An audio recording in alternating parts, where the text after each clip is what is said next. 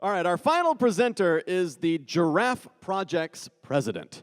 He took part in the very first ascent of Mount McKinley's North Wall at the age of 20. He was a foreign service officer for 15 years and was in the middle of the revolution in Libya and the war in Vietnam. He spent 3 days in an Iranian jail falsely accused of spying. This is all true. He's both a Harvard and Stanford graduate. You know, we're not afraid of Clint Eastwood. We've got this guy in the room. Please welcome John Graham, everyone.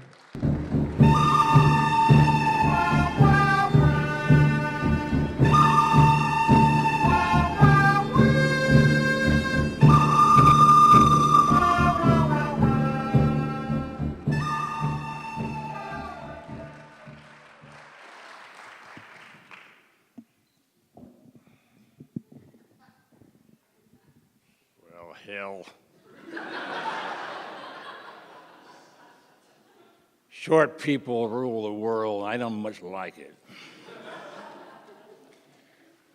Well, I'm glad Clint's here tonight, too.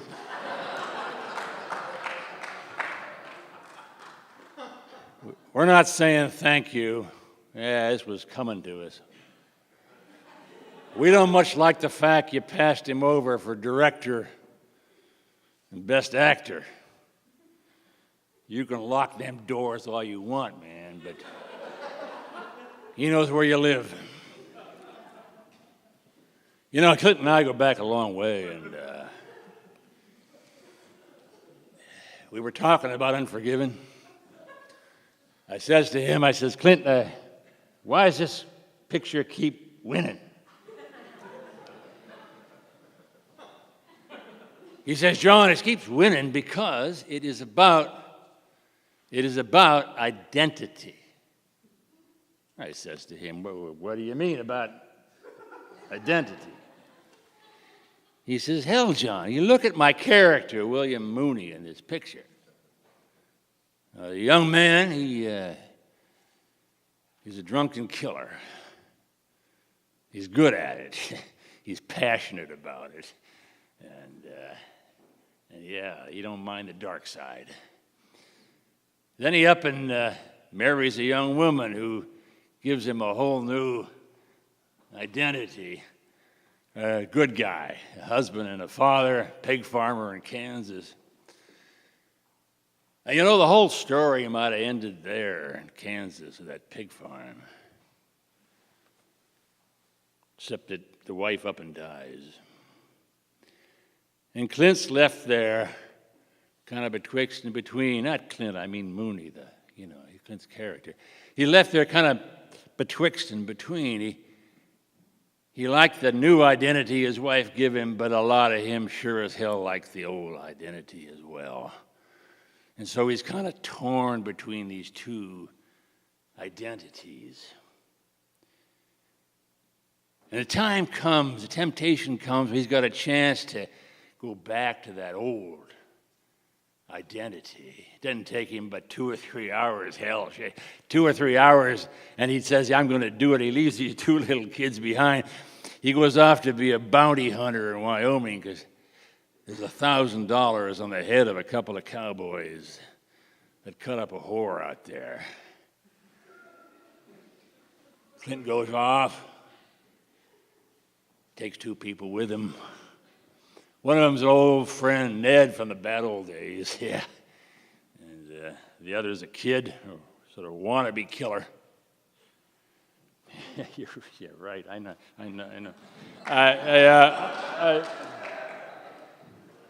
Yeah, right, I'll get to that, okay. And sure enough, they found these cowboys, and Ned has the first shot.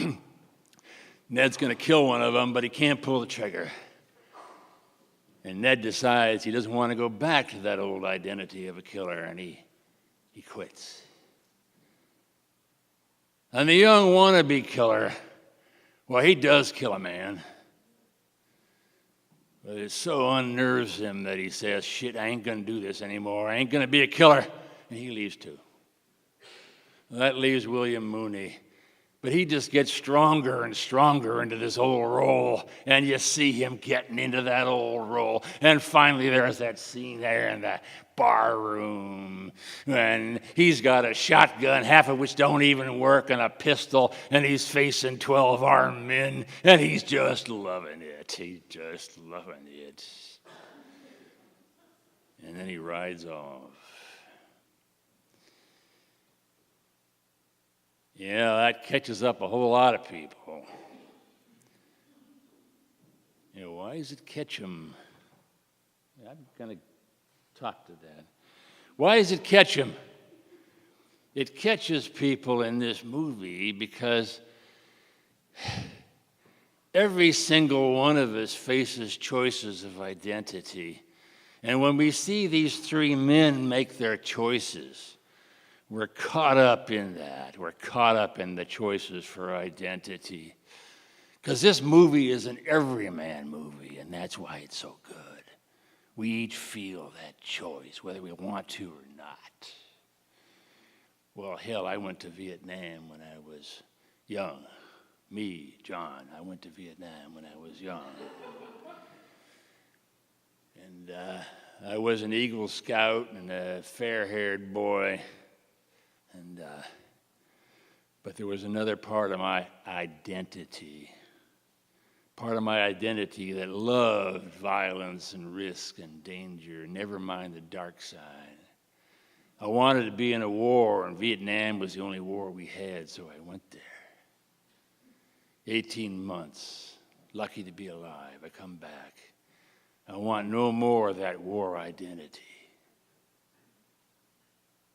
Yeah. What about you? What about the choices for identity in your lives? Maybe when you flame out someone on Facebook. Flame out someone on Facebook. Yeah. Or you scream and yell at some son of a bitch who's cutting you off on I-5, or don't like your politics, or maybe something bigger than that. Yeah, a situation like that, you know, how is that different from what William Mooney fakes, that maybe in scale? And ain't it what catches you up to go back to William Mooney and back to this movie and back to these questions of identity? And you may feel guilty about it, but God damn it, don't you want him to blast everyone away in that saloon? And don't you not want him to go back to being a pig farmer in Kansas? Yeah, you look at your own life, we look at our own lives. All the chances we have to be powerful and passionate. Except sometimes that brings the dark side just uncomfortably a little bit too close. You know what I'm talking about? But the alternative is farming pigs.